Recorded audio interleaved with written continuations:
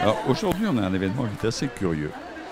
On reçoit un groupe de 25 personnes qui étaient tous étudiants en même temps dans les années 64 à 67 et qui ont pris l'habitude, étudiants en faculté des lettres, et qui ont pris l'habitude de se revoir en gros une fois par an, de faire des actions communes, peut-être en théâtre ou des choses comme ça, et qui se rencontrent au moins, ils sont tous quasiment septuagénaires, et qui se rencontrent au moins une fois par an dans un lieu précis.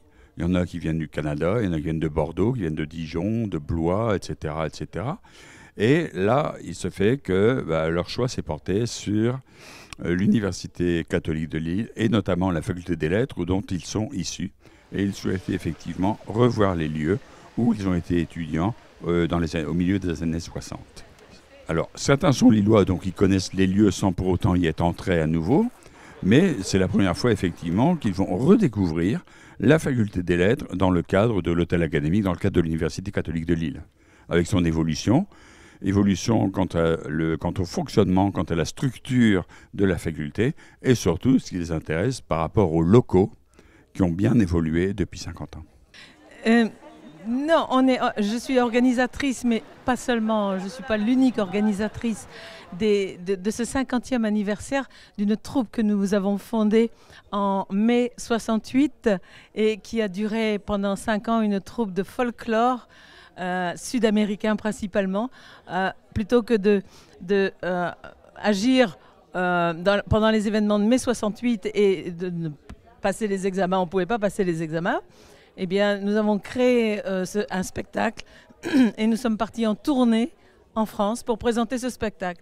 Et étonnamment, c'était une troupe d'étudiants qui avait animé la corpo d'étudiants, qui avait animé la vie de fac, et on s'entendait vraiment très très bien, si bien que ça a duré pendant 5 ans. Et donc on a décidé de fêter le 50e anniversaire ici en 2018, alors que nous nous sommes retrouvés régulièrement quand même. Il y a eu des mariages, il y a eu des parrains, marraines, etc. Donc disons que les étudiants des premières et deuxièmes tournées qui ont été faites sont restés en contact, toujours en contact. Donc ici, ce sont plutôt les fondateurs qui sont là. On est 25 et on leur a organisé pour cet anniversaire 4 jours ici dans le Nord, puisque c'est parti du Nord. Et voilà, ça se termine ici par la visite de la faculté catholique où notre groupe est né. Je pense effectivement que ce qui leur a été présenté, c'est un petit peu de manière très brève, mais c'est le réseau des étudiants, des anciens qui se met en place.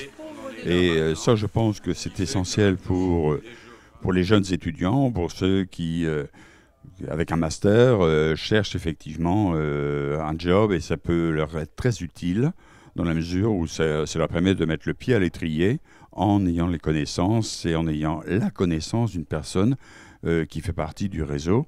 Et l'expérience montre qu'avec l'âge qu'ont ces personnes, elles ont une certaine, entre guillemets, honorabilité, mais que ça permet effectivement d'intervenir par rapport à leur lieu de travail et d'avancer un petit peu et de proposer éventuellement des solutions, voire éventuellement des stages pour les étudiants.